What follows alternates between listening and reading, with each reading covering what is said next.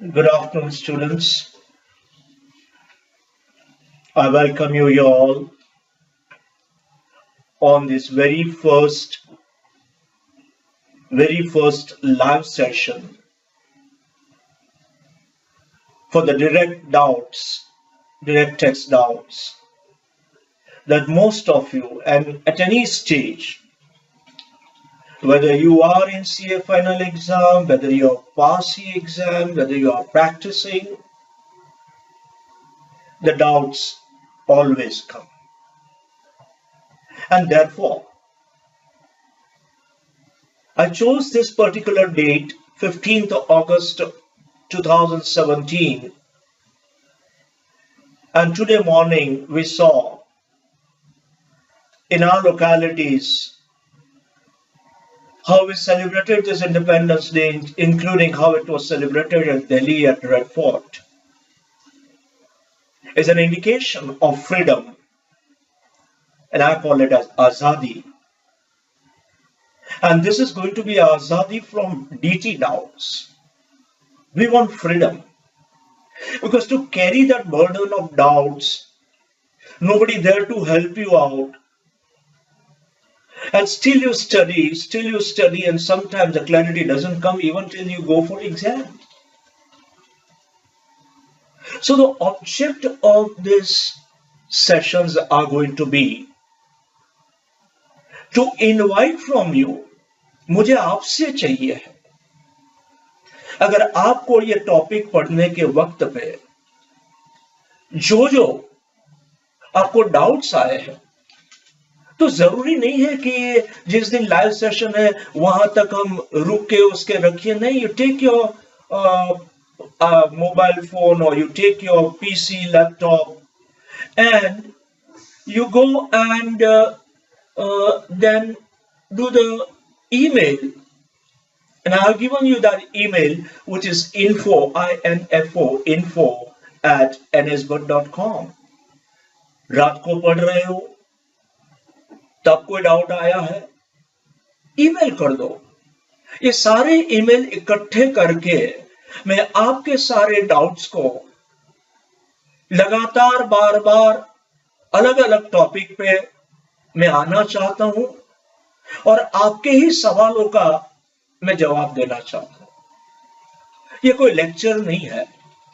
अगर लेक्चर है तो मेरा वो वीडियोस में है कि जहां स्टार्ट से लेकर एंड तक टॉपिक को हम किस तरह से देखते हैं. ये बाद वाला प्रोसेस है कि आपने पढ़ाई की है, आपने कोई क्लासेस अटेंड किए हैं, आपने कोई वीडियो देखे हैं, और उसके बाद आपके मन में जो डाउट्स आए हैं उस डाउट्स को रिजॉल्व करने का एक हमारा प्रयास है. कोशिश करूंगा हो सके इतने जितने भी अब तक मेरे पास जो आज के पहले सेशन के लिए डाउट्स आए हैं उनको मैं एक एक करके आपके सामने पहले रखूंगा क्या डाउट था और उस डाउट का क्या क्लैरिफिकेशन हो सकता है. एक चीज मैं आपको बहुत ही क्लियर करना चाहता हूं कि अकाउंट्स कॉस्टिंग या एफएम का पेपर नहीं है कि जहां पे 1 + 1 = 2. ये जो साइंस है it's universally correct whether American says or Indian says, whether you say in the city of Mumbai or Delhi or Bangalore or Hyderabad or you say in New York, आज कहो 10 साल के बाद कहो 1 + 1 is always going to be 2. इतने rigid इसके results है. हालांकि हमारा डायरेक्ट टैक्स एक ऐसा विषय है कि जिसके अंदर हर एक सेक्शन का subsection, provisions, clause, sub clause के अलग अलग इंटरप्रिटेशन हो सकते हैं. यहां तक कि जो असेसमेंट ऑफिसर का कहना है कुछ अलग बात है, सीआरटी ये कहता है वो अलग बात है, आईटीएटी ये कहता है वो अलग बात है, और हाईकोर्ट और सुप्रीम कोर्ट तक हमने देखा है कि लोगों के विपरीत अपने विचार हो सकते हैं. तो यहां पे वो जो साइंस 1+1=2 वो वाली बात शायद संभवित नहीं है।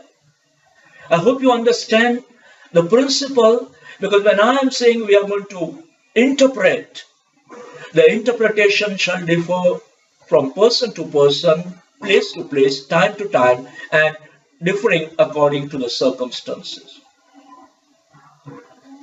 At the same time, I have been always insisting and I will definitely insist, क्योंकि मैंने जो डेमो वीडियो में कहा था कि हमें अगर डायरेक्ट टेस्ट के अंदर 60+ मार्क्स चाहिए तो हमारे आंसर्स प्लेन वेनिला फॉर्म के आइसक्रीम की तरह नहीं होने चाहिए।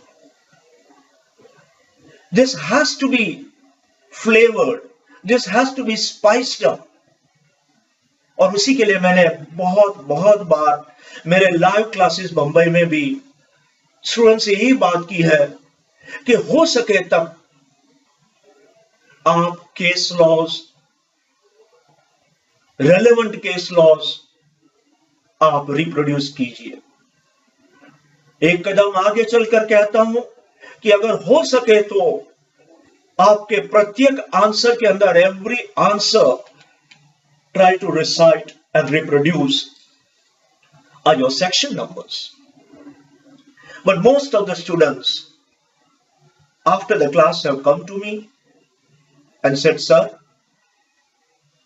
आप तो जानते हो कितना बड़ा विषय है, कितने 8 विषय है हमारे पास, अब इसमें इतने सारे केस लॉज कैसे याद रखें, और फिर आप तो कहते हो सेक्शन नंबर्स।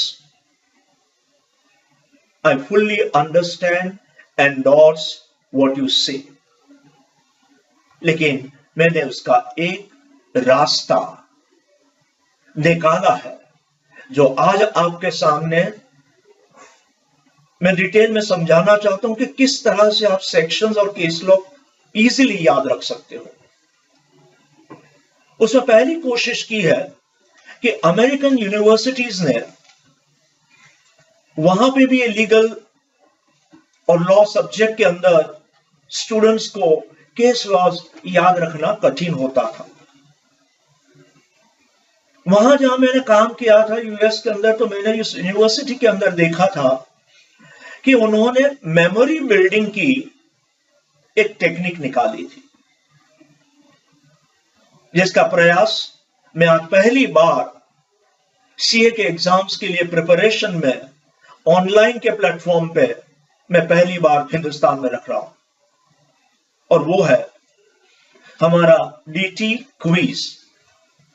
ये जो डीटी क्विज क्या है, ये मल्टीपल चॉइस क्वेश्चंस है। इसमें 2 तरह के हैं कि ऊपर एक स्टेटमेंट दिया जाएगा और नीचे आपके सामने 4 चॉइस दी जाएगी सेक्शन नंबर की, कि ये जो ऊपर वाला स्टेटमेंट है वो कौन सा सेक्शन में आता है। जैसे कि मैं कह सकूं एक बार एग्जांपल के तौर पे, capital gains are charge under section, और नीचे मैं लिखता हूं 48, 49, 46 and 45।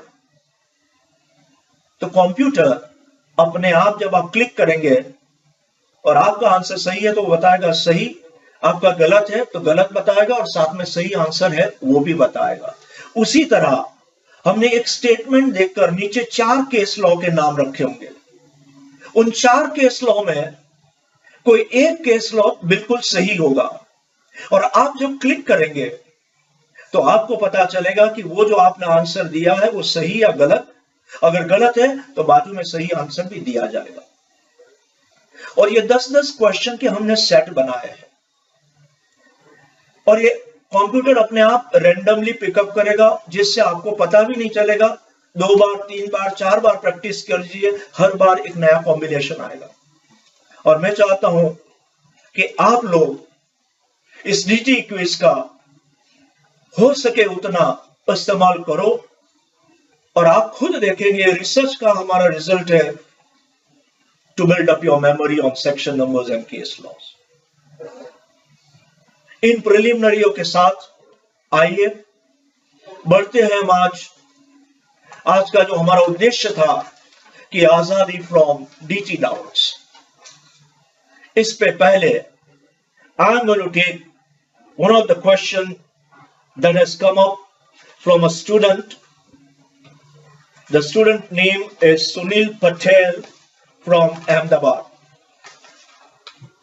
And the Sunil Patel from Ahmedabad has raised a question. कि sir, there were mutual fund units which had got some amendment, and now according to that, the mutual fund companies are offering them the extension of time because इनकी समय मर्यादा अब 36 महीने से कम है, जिसे हम कहते थे FMP of mutual funds. If they are sold on or after 10th of July 2014, they will be taxed as short-term capital gains if they have been held for a less than period of how many months? 36 months. 36 महीनों के कम समय से अगर आपके पास FMP units थे और 10 जुलाई 2014 के बाद अगर आप इसे बेच रहे हो तो उस पर शॉर्ट टर्म कैपिटल गेन लगेंगे। अगर 36 महीनों से ज्यादा समय है तो लॉन्ग टर्म कैपिटल गेन्स गिने जाएंगे। अब ये जब आया हमारे पास amendment, the question is asking me, sir, what will happen if these FMP units are being given a rollover extension time of rollover by the mutual fund companies? What will happen? ये सवाल है। ये जो 10 जुलाई 2014 की बात थी वो हमारा पहला बजट था नई सरकार का, और उस समय पे हमने FMP यूनिट्स जो थे हमारे, उसकी समय मर्यादा हमने बढ़ा दी और कह दिया कि 36 महीने के ऊपर लॉन्ग टर्म गिने जाएंगे, 36 महीने के नीचे वो शॉर्ट टर्म गिने जाएंगे। अचानक ये अमेंडमेंट आने की वजह से there were so many difficulties. So the mutual fund company, some of them came out with a proposal, and the proposal was that they gave an extension of time by giving them a rollover.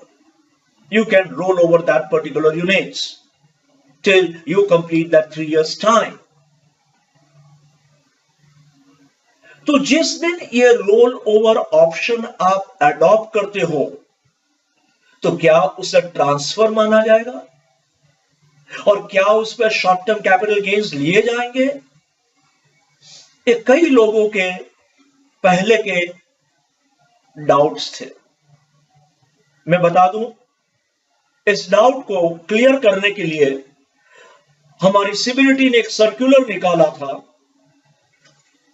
जो originally आया था, circular number 6 of 2015 dated 9th of April 2015. I repeat, it was a CBDT circular number 6 dated 9th of April 2015, जिसके जरिए CBDT ने ये clarify कर दिया है कि roll over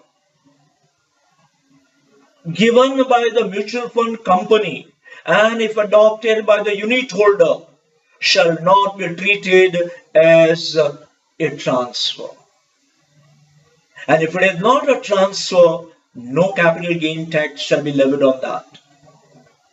But if you exercise a redemption, the redemption of units, then my dear friend, on redemption it will be considered as a transfer, and if it is a transfer, 100% section 45 will apply and capital gain tax will be charged. So my answer to this is, आपका जो doubt था आप please refer कर लीजिए CBDT circular number 6 of 9th of April 2015 ये इस बात को बराबर साफ कर देता है कि रोल ओवर पे किसी भी प्रकार का कैपिटल गेन टैक्स नहीं लगेगा, क्योंकि roll over doesn't come into the definition of transfer with in the meaning of section 2 into bracket 47. Is this clear? Okay. I'm going to go and touch up another case which has been raised by one of the students. His name is Vijay from Hyderabad, and this Vijay has raised the question is about the transfers of shares of two types of companies, one called listed and another called unlisted. ये दो प्रकार के shares हैं, listed company के और unlisted के। अब इनका जब कभी ट्रांसफर होगा, the capital gain should be considered number one, a short term, long term on one side, or should it be considered as a business income on the other side? And what should be the period of holding in order to call them by the word as long term capital asset? ये सारे सवालों का जवाब यहां पे एक ही है कि सबसे पहले आप अनलिस्टेड कंपनीज की बात करो तो अनलिस्टेड कंपनीज के लिए period of holding should be more than 24 months. फिर से दोबारा बोलता हूं, should be more than 24 months in order to call it as a long-term capital asset. And after that, and in most of the majority cases, for unlisted company shares, it will always be considered by default as capital asset and will be subject to capital gains by default. हालांकि कई बार listed shares के बारे में बड़ी contradictory situations रही है कि listed shares क्या स्टॉक इन ट्रेड है या लिस्टेड शेयर्स फिर कैपिटल एसेट है। अगर वो स्टॉक है तो बेचने पे जो प्रॉफिट हुआ है, मुनाफा हुआ है, that will go under section 28, और अगर वो कैपिटल एसेट है तो it will go under section 45. And here comes into picture the very important element, and that is the assessee in the case of the listed shares has to make a choice in declaring those shares either as a stock in trade or either as a capital asset. And once the choice has been exercised, that choice will not be allowed subsequently to be changed. एक बार assessee तय कर ले कि उसके पास जो listed shares है वो stock के जरिए पे है या कैपिटल एसेट के जरिए है, लेकिन एक बार इनका ऑप्शन सिलेक्शन हो गया, उसके बाद इनके ऑप्शन में किसी भी प्रकार का परिवर्तन, no change is possible. This is what my department says. मैं आपके सामने जो भी चीज रखूंगा वो तब तक नहीं रखूंगा जब तक मेरे पास कोई ठोस सबूत नहीं है. Unless until I have got a solid evidence and a documentary proof, I cannot make a statement. And the fact that I say that the associate will have to make a selection And once he makes a selection of either a stock in trade or a capital asset, he shall have no right subsequently to change his option. आप लिखना चाहे तो लिख सकते हो सबूत के तौर पे ये क्या चीज है, एविडेंस क्या है। एविडेंस है मेरा यहां पे सिबिलिटी सर्कुलर नंबर 6, ध्यान में रखिए, सिबिलिटी सर्कुलर नंबर 6 ऑफ 2016, 2016 का है, और उसकी डेट थी ओरिजिनली 29 फरवरी की थी 2016 में, और उसके बाद एक क्लैरिफाइंग लेटर भी इश्यू किया गया है उसके बारे में। वो लेटर नंबर है 225 डेटेड 2 मई 2016। पहला वो सर्कुलर है जिसका नंबर 6 है, डेटेड है 29 फरवरी 16, और उसके बाद क्लैरिफाइंग लेटर इश्यू किया गया है जिसका नंबर था 225, और जिस लेटर की डेट थी 2 मई 2016। ये सबूत के तौर पे, डॉक्यूमेंट्री प्रूफ के तरफ पे मैंने जो बात यहां पे जाहिर की उसके सपोर्ट में कह रहा हूं। और जब तक आप अपने आंसर में आपका अभिप्राय जो आपने लिखा, आपने एक इंटरप्रिटेशन लिखा, आपने एक अपना व्यू रखा है, उस व्यू की कोई बैकग्राउंड होनी चाहिए, उस व्यू को कहीं ना कहीं से कोई सपोर्ट मिलना चाहिए। और उस सपोर्ट के लिए मैंने यहां पे इस सिबिलिटी circular number 6 of 2016 I have written. So unlisted shares 24 months and more, then short a long term. By default, it will be treated as capital asset unless otherwise been proved by the assessee, and the burden to prove on that will be on the assessee. It is not a capital asset, a stock. In case of a listed shares, the assessee will have to select either to treat it as a stock or a capital asset. But once it selects it, it will be considered only as per that option, and the option will not be allowed to be changed. I hope my Civility Circular number 6 and the subsequent letter of May 2016 are crystal clear. Let's move on to a next issue.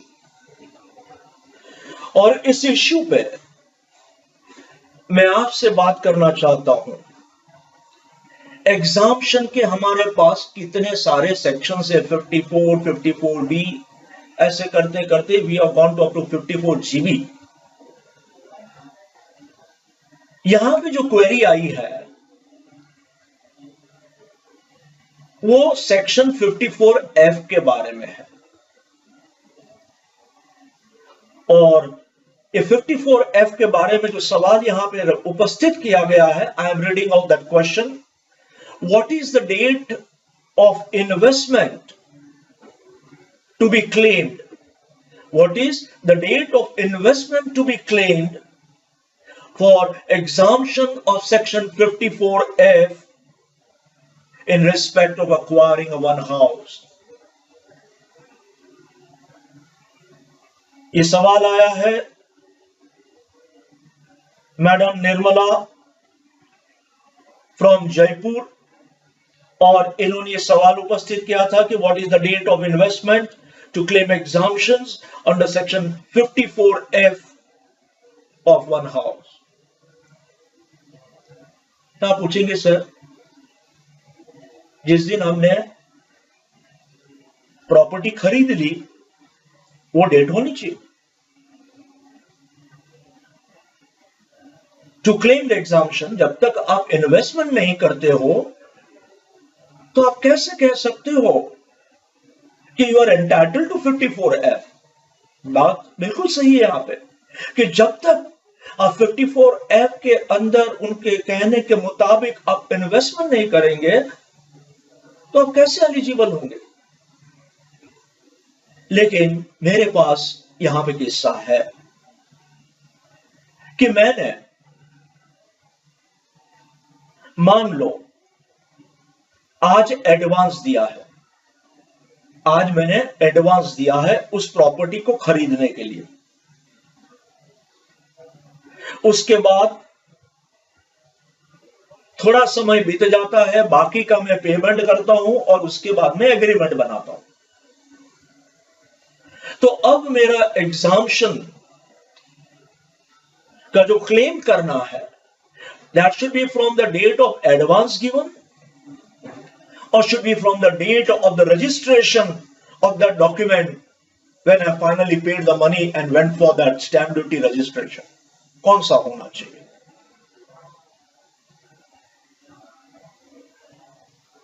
देखो, controversy हो सकती है।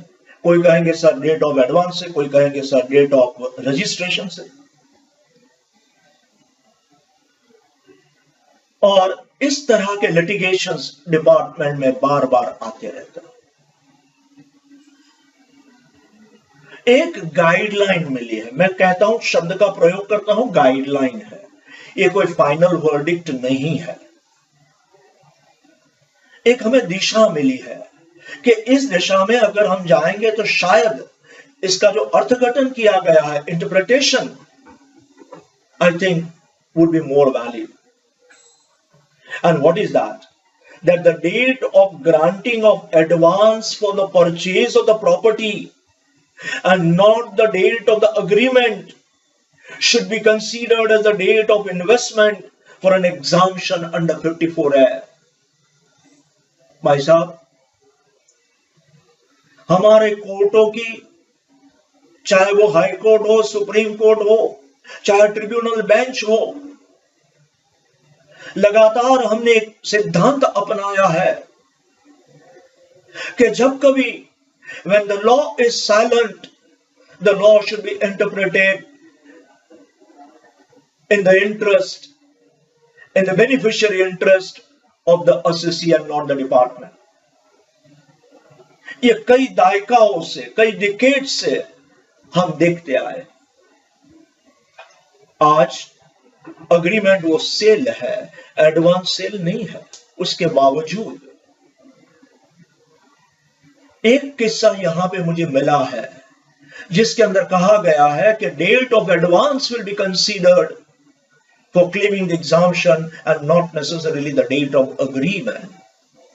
अब पूछेंगे sir, बिना सबूत बात मत कीजिए। मैं सबूत और ठोस सबूत दूंगा आपको। आप चाहो तो लिख सकते हो किस्सा, इसका नाम, इसका रेफरेंस शॉर्ट में। पार्टी का नाम है RATHAN Rathan, RATHAN Rathan B Shetty SHETTY Rathan B Shetty versus ACIT Assistant Commissioner of Income Tax। ये किस्सा है। And this was decided by the Mumbai bench. It was decided by the Mumbai bench of ITAT, the Income Tax Appellate Tribunal। और ये किस्सा कोई पुराना किस्सा नहीं है। 28 अक्टूबर 2015 का ये जजमेंट है। इतने सबूत के साथ में कहता हूं, 28 अक्टूबर 2015, असेसी का नाम Ratan B Shetty versus ACIT, decided by the Mumbai bench of ITAT, wherein they have upheld that the date of advance and not the date of agreement will be considered for claiming as the date of investment. For what purpose? For the purpose of section 54A। मैंने कहा ये दिशा है। I can't call it as a final word because it is ITAT, इसके ऊपर high court है, इसके ऊपर supreme court है, लेकिन दिशा हमें जरूर मिली है। और जब तक ये लॉ साइलेंट है तो हम इसको सपोर्ट लेकर, अगर आप आपके आंसर में ये सपोर्ट में लिखो तो बिल्कुल सही हो। Because there is never a law of 1 + 1 is always equal to 2. It can be different also. And my interpretation can differ from others. But so long as I interpret with some background, my interpretation will be considered as a valid interpretation. So this was 54F on capital gains. Let's move on to one more. और इसके बारे में तो जितना कहूं उतना कम है। इतने सारे हमारे पास लिटिगेशंस आए हैं। जब से ये सेक्शन इंट्रोड्यूस किया गया था कैपिटल गेन्स के अंदर, I think it has open the door for all legal battles between the department on one side and the CCs on the other. I am talking about section 50(50)(c). 50(c) की मैं बात कर रहा हूं और इसके बारे में क्वेश्चन है, और क्वेश्चन ये है कि जब कभी स्टैम्प ड्यूटी वैल्यूएशन और आपकी जो एक्चुअल सेल है, उस एग्रीमेंट के अंदर जो आपने प्राइस लिखी है, वो दोनों डिफर होती है। And it is bound to differ. Your price will not tell you according to the stamp duty valuations. So when should be the case referred to the valuation officer? When should be the case referred by the AO to the valuation officer to get that value settled? ये 50(c) ने इसके बारे में बहुत कुछ कहा है। ये सवाल था मैडम साक्षी से, इंदौर से। मैं इन्हें बताऊंगा और ये बताने के साथ मेरे साथ जो ठोस सबूत है, चाहे वो सिविलिटी सर्कुलर होना चाहिए या कोई केस लॉ होना चाहिए, और इसके सहारे में इस बात को क्लियर कर सकता हूं कि when there is a stamp duty valuation and an actual agreement price difference, where stamp duty is more and actual price is less, हमने एक रूल ऑफ थंब बना दिया है कि we will go by stamp duty price. जब stamp duty ज्यादा है और वैल्यूएशन आपकी डॉक्यूमेंट की कम है, तो we will go by stamp duty. और कल उठकर एक्चुअल प्राइस ज्यादा है और स्टैम्प ड्यूटी वैल्यू कम है, तो we will go by actual price. सरकार कहती है हम कभी कभी स्टैम्प ड्यूटी की वैल्यू कीमत के मुताबिक जाएंगे या कभी आपके डॉक्यूमेंट में कीमत के मुताबिक जाएंगे। हम तो ये देखेंगे कि हमारा मुनाफा, हमारा फायदा कहां पे है। Where is my revenue department beneficial. लेकिन मैं किस्सा ले रहा हूं कि जिसके अंदर एक्चुअल प्राइस एक्स है और stamp duty valuation x plus है, ज्यादा है, तो क्या स्टेट अवे में स्टैम्प ड्यूटी वैल्यूएशन लेनी चाहिए, वैल्यूएशन ऑफिसर को रिफर करना चाहिए? तो यहां पे एक किस्सा हुआ था और वो था द आईटीओ वर्सेस, लिखना चाहे तो लिख सकते हो, द आईटीओ वर्सेस, एसएससी का नाम है LGW limited. I repeat, ITO versus LGW limited, and this was decided by the Calcutta bench of the ITAT. The judgment was declared on 7th of October 2015. 2015 7 अक्टूबर का Calcutta bench ITAT का यह decision है। Party का नाम मैंने आपको बता ही दिया है, the ITO versus LGW limited. और इन बेंच का कहना है, आईटीएटी का, ट्रिब्यूनल का, कि the difference should that it should be 10% और less. The actual price is 10% और less adopted against the stamp duty। अगर दोनों के बीच में 10% या 10% से कम का डिफरेंस है तो वैल्यूएशन ऑफिसर को रेफर करने की कोई जरूरत नहीं है। आई बात समझ में? If the difference is 10% or less than percent, there is no necessity to refer to the valuation officer. If the difference happens to be more than 10%, then only the matter should be referred to the valuation officer under section 50C. And this is again a direction. एक दिशा मिली है, Calcutta bench का एक view है, इसके ऊपर कलकत्ता की high court हो सकती है और इसके ऊपर सुप्रीम कोर्ट भी हो सकती है। लेकिन आज की डेट में 2015 का ये लास्ट अवेलेबल हमारे पास जजमेंट आईटीएटी ट्रिब्यूनल बेंच का है। तो मुझे लगता है इससे आपको एक दिशा तो जरूर मिलती है, क्लैरिटी मिलती है कि what you are suppose to do.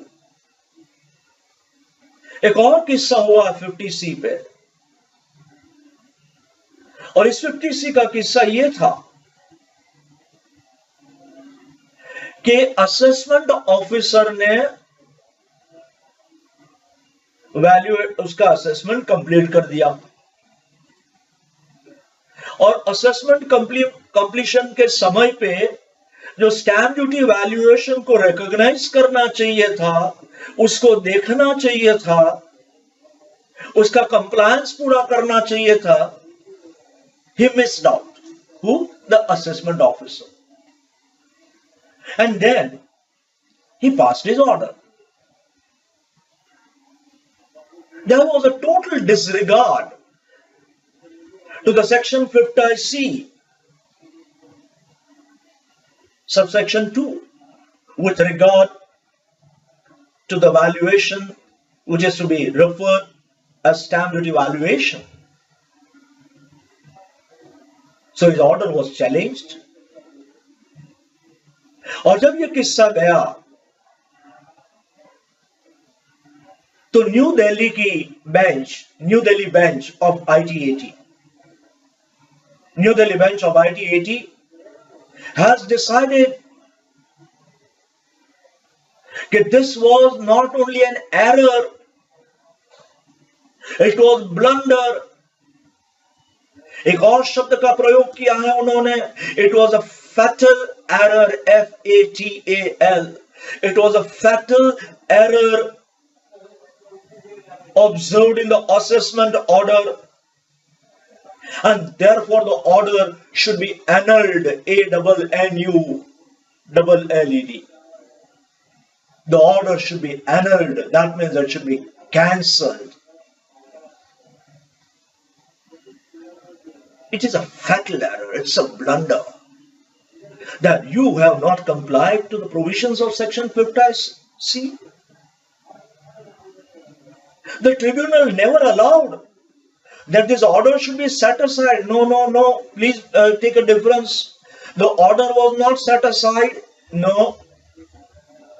He was not asked to do a fresh assessment. No. The order was cancelled. The order was annulled because the order in itself contained the deficiencies. By way of a non-compliance of section 50C subsection 2. And therefore,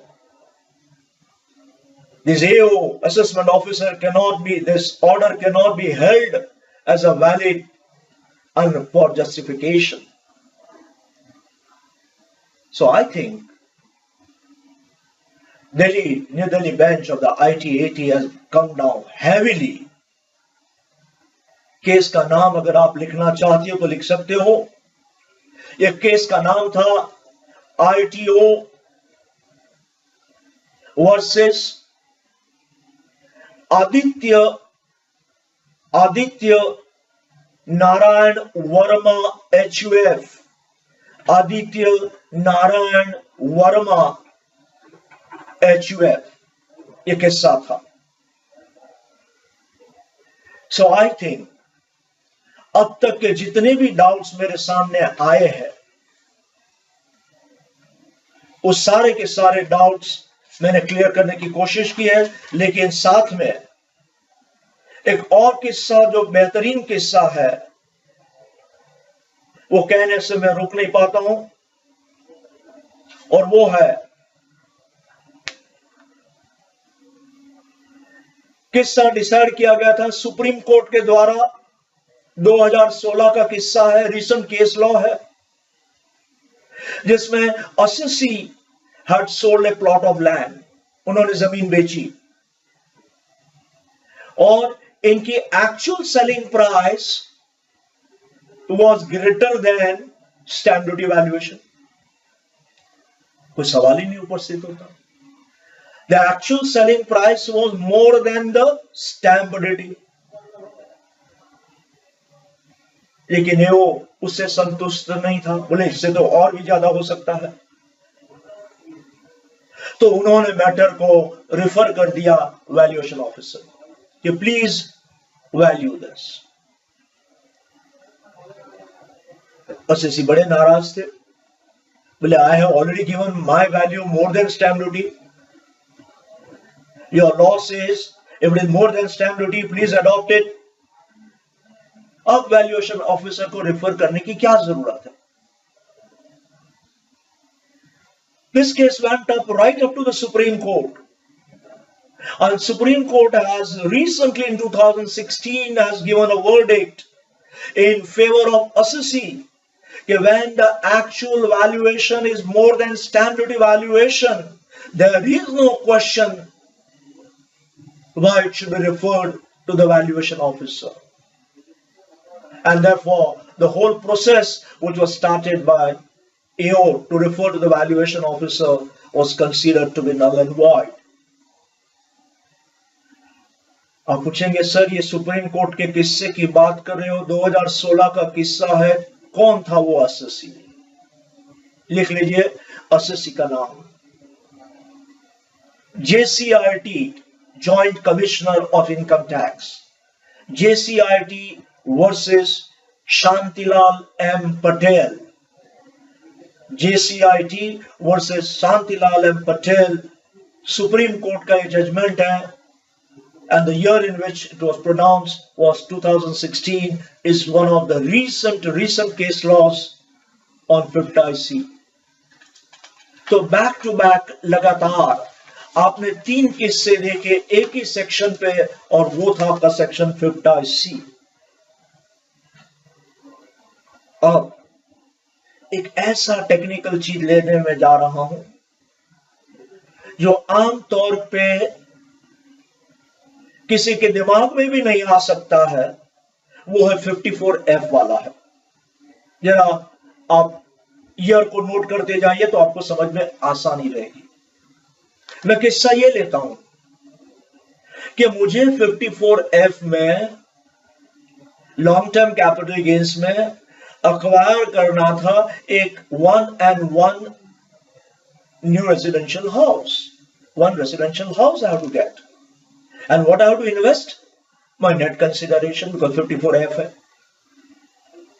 अब जरा आप लिखिए, मैंने बेचा मेरा पुराना long term capital asset, लिख लीजिए फरवरी 2010 में। कभी बेचा? फरवरी 2010 में।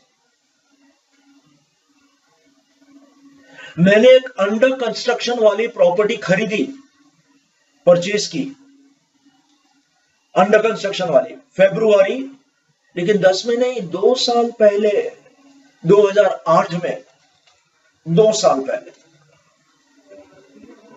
और जो अंडर कंस्ट्रक्शन वाली मैंने परचेज की, उसका पोजीशन मुझे कब मिला? सितंबर 2009 में। फरवरी 8 में बुकिंग किया, सितंबर 9 में पोजीशन मिला, और फरवरी 10 में जाकर मैंने प्रॉपर्टी जो एसेट बेची है उसके सामने ये इन्वेस्टमेंट का मैं क्लेम करना चाहता हूं 54F, क्या मुझे एग्जाम्पशन मिलना चाहिए या नहीं? तो सवाल उपस्थित होता है, the question arises, 54 exemption will be available only, अब समय मर्यादा देखो, you can acquire within 2 years, or complete the construction within 3 years, or you can acquire 1 year before the date of transfer.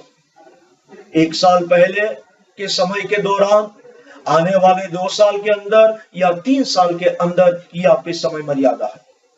Now if I take February 2008 और February 2010 को compare करता हूं तो 2 साल का समय I am out, I can not gate. लेकिन अगर मैं सितंबर 2009 पकड़ता हूं जिस दिन मुझे पोजीशन मिला, then from there to February 10,000 is less than 1 year. Should I get that exemption and the benefit or not? And let me tell you, your exemptions will be considered from September 2009 जिस दिन possession मिला तब से, and not from the date on which you purchase that property under construction. अब आप कहेंगे sir क्या सबूत है? जी हां, सबूत है. अब फिर से एक बार बॉम्बे ट्रिब्यूनल बेंच ITAT की, बॉम्बे ट्रिब्यूनल बेंच एसएससी का नाम लिख दीजिए, बस्तिमल, BASTIML, बस्तिमल, BASTIML, बस्तिमल के जैन. क्या नाम है? बस्तिमल के Jain versus ITO, Bombay bench of ITAT. और ये रिसेंट किस्सा है जून 2016 का. June 2016, this judgment has come as far as 54F is concerned.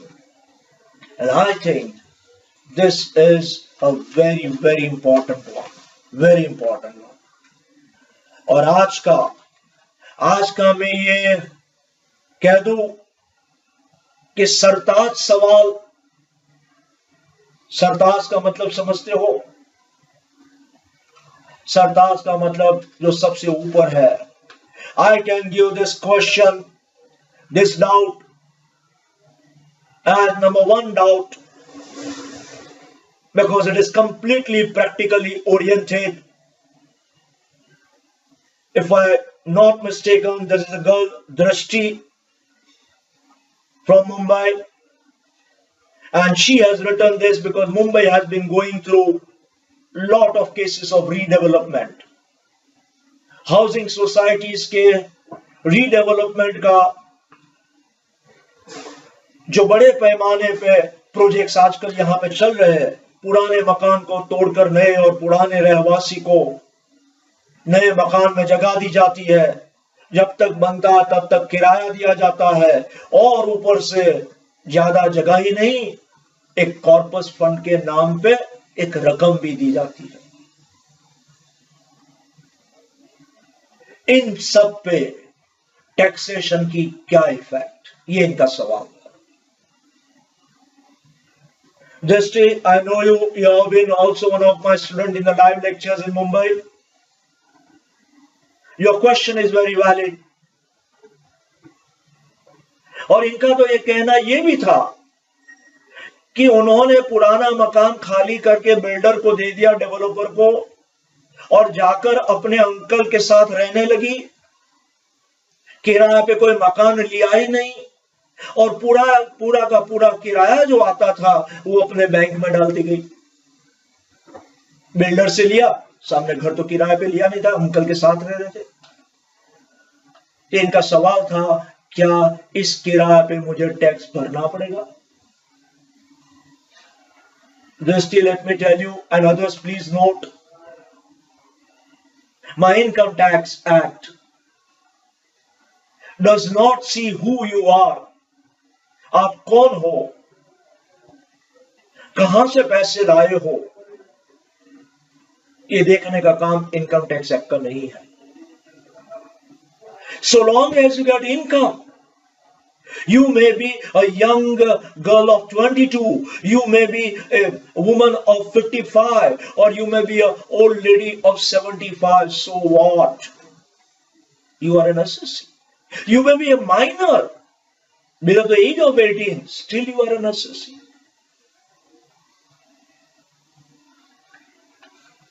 हम व्यक्ति को नहीं देखते हैं।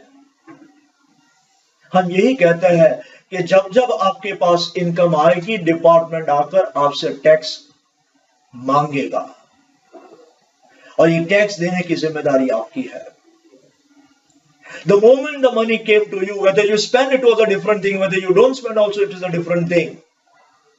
But the department is going to say, pay us the tax, भिक्षान देही, हमें हमारा टैक्स दो।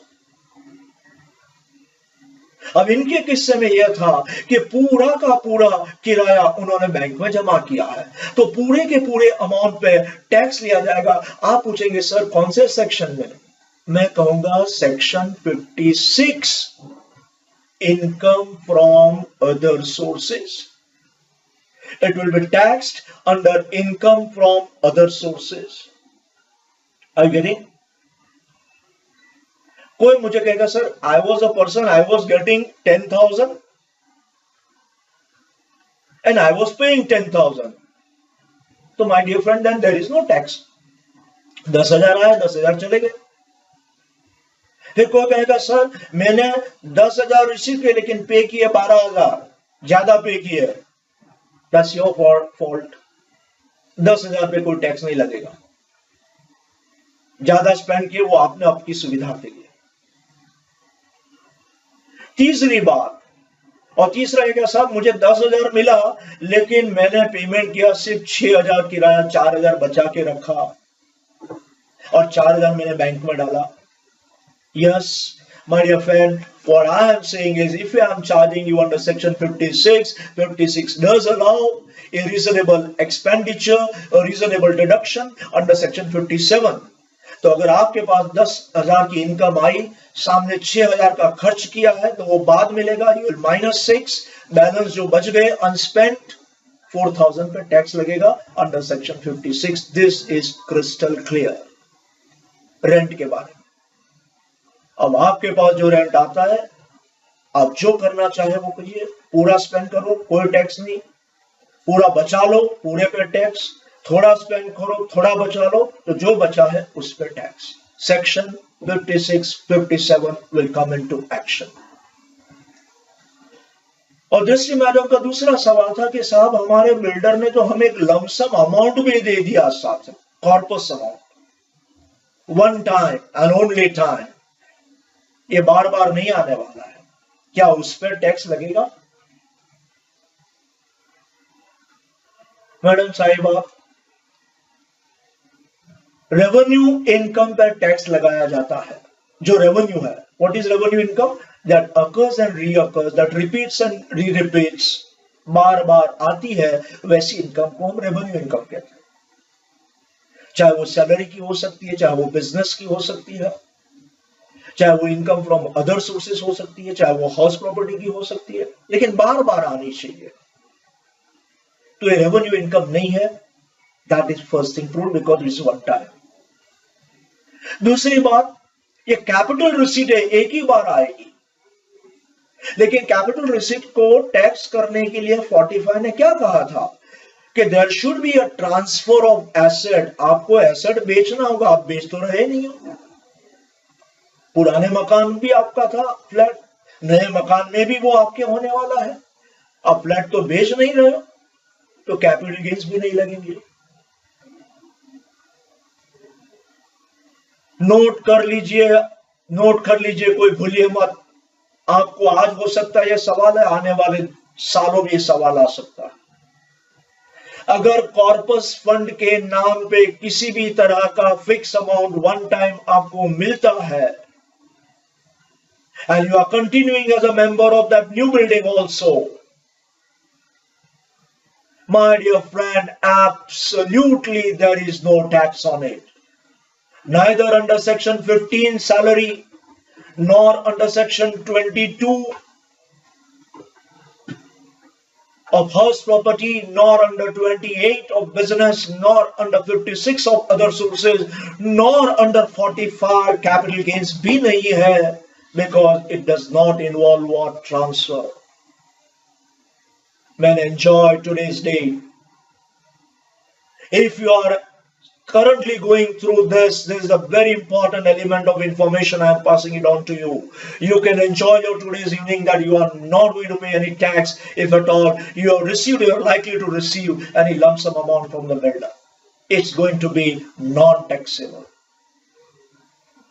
लेकिन कोई मुझे पूछेंगे, सर ये आप जो बात कर रहे हैं ना कि नॉन टैक्सेबल, सबूत के तौर पे दो, क्या है? आपने तो बता दिया, हम कैसे माने? मैंने पहले ही कहा था कि कोई भी बात, कोई भी ऐलान में अगर आपके सामने करता हूं, anything I declare, it should have a solid proof. और लिखना चाहो तो लिख सकते हो ये नाम, जितेंद्र कुमार सोने जी, SONEJR, Jitendra Kumar Sone ji versus RTO। I repeat, Jitendra Kumar Sone ji versus RTO, Bombay bench of income tax appellate tribunal, ITAT की बॉम्बे बेंच का ये चुकादा आया है, ये जजमेंट आया है। 2016 का ये जजमेंट है, पुरानी बात नहीं कर रहा हूं, कोई 90s और 85 की बात नहीं कर रहा हूं। 2016, the Bombay bench of the ITAT has given this judgment that the capital receipt shall not be taxable. But एक गार्ड रखो अपने सामने, और गार्ड क्या है? गार्ड ये रखना है कि आज इस पर टैक्स नहीं है, आज नहीं है, लेकिन आप नए मकान में चले गए, फिर 2 साल, 3 साल, 5 साल, जब कभी वो नया मकान आप बेचेंगे, उस वक्त उस पे कैपिटल गेन्स आएगा। उस वक्त पुराने प्रॉपर्टी की कॉस्ट माइनस की जाएगी। तो ये तो नया मकान है, तो नए मकान की selling price minus the cost price of old property. तो ओल्ड प्रॉपर्टी की जो कॉस्ट आपकी हिस्टोरिकल है, पुरानी है, उस कॉस्ट को हम रिड्यूस कर देंगे, कम कर देंगे। कितने से? With the amount of the corpus. आई बात समझ में? मान लो आपने नया मकान एग्जाम्पल के तौर पे 1 करोड़ में बेचा, आपकी पुरानी प्रॉपर्टी की कीमत थी 60 लाख, और आपको कॉर्पस के नाम पे कितने मिले थे? 20 लाख। तो नॉर्मली क्या होना चाहिए था? 1 crore minus the cost of old 60 lakhs, capital gain should have been 40। अब वहां पे हम क्या कहते हैं? नहीं, ऐसा नहीं, 1 करोड़ सेलिंग प्राइस वैसी ही रहेगी। अब आपकी जो कॉस्ट है पुरानी 60 लाख, उसमें से 20 माइनस करो। कौन सा 20? ये कॉर्पस आया था वो। तो अब आपकी कॉस्ट कितनी बन गई? 40 बन गई। अब 40 को 1 करोड़ में से माइनस करो, तो 1 करोड़ में से 40 माइनस करेंगे तो अब आपका कैपिटल गेन्स कितना आ गया? 60 lakh, 60 lakhs, and you will be paying capital gains on 60 lakhs. So corpus is not taxed when it is received, but it will be indirectly taxed as and when the new premises are sold by reducing the amount of the corpus. This is what the tribunal bench of Bombay has given their verdict in the case of Jitendra Kumar Soneji versus RTO. तो भाई साहब, ये जो मैंने किस्सा लिया है, मुंबई का किस्सा है, बैंड्रा का किस्सा है, MIG कॉलोनी का किस्सा है, यहां से हमारे सचिन तेंदुलकर भी आए थे। तो ये किस्सा एक ऐतिहासिक तौर पे बहुत महत्वपूर्ण है, और किसी भी तरह क्वेश्चन में प्रैक्टिकल तरीके आ सकता है। मैंने कोशिश की है कि हो सके उतने ज्यादा से ज्यादा डाउट्स मैं आपको क्लियर करूंगा, लेकिन साथ में थोड़ी समय की पाबंदी भी है। मेरा अगला सेशन के अंदर अगर किसी के कैपिटल गेन्स के रह गए हैं doubts, don't worry, and still there. You can put me info info@nsbud.com, उस पे जाकर लिख दीजिए। मेरा दूसरा लाइव सेशन जिसकी डेट मैं कल ही आपको जाहिर करूंगा, मेरी वेबसाइट पे, मेरे फेसबुक के पेज पे, कि वो कौन सी डेट है और कौन सा टॉपिक है जिस पे फिर से दोबारा हम मिलेंगे, और जिसके कैपिटल गेन्स के डाउट्स रह गए हैं और वो पूछना चाहते हैं, अभी भी वक्त है। आप info@nsbud.com पे भेज दीजिए। मैं आने वाले सेशन के पहले 15 मिनट के अंदर रह गए कैपिटल गेन्स के डाउट्स को क्लियर करूंगा। I hope I have been able to update you with the latest case laws and civility circulars, and these are the practical things on which your problems can be based. Capital gains was in IPCC, capital gains is in final CA, but you see the difference, the way in which you look at it. There are n number of queries I can raise on capital gains, but as we say, November 2017 को नजर रखते हुए समय मर्यादा है, बहुत सारे topic के, हर टॉपिक पे हमें डिफिकल्टी लेकर आना है, इसलिए हमें कहीं ना कहीं इसको समाप्त करना होगा।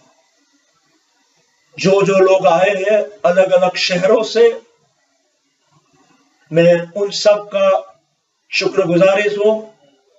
आई एम थैंकफुल टू एवरीबॉडी। जो नहीं आए हैं, जो देख नहीं पाए हैं, उन्हें मेरा ये मैसेज है कि आज का ये जो हमारा सेशन था, इसको हमने रिकॉर्ड किया है, और इसका रिकॉर्डेड वर्जन भी आप nsbud.com की वेबसाइट पे जाके क्लिक करके जब कभी देखना चाहते हो देख सकते हो। आज का ये सेशन आपको 1 हफ्ते तक हम रखेंगे वेबसाइट पे, और 1 हफ्ते के अंदर आप चाहो तो आप इसे दोबारा देख सकते हो, या जो फ्रेंड ने नहीं देखा है वो लोग भी देख सकते हैं। Thank you, my friends, for all your time, sparing this time evening on 15th August. A happy Independence Day, a happy Gokulashtami and a Janmashtami to everybody. See you somewhere very soon on our next topic.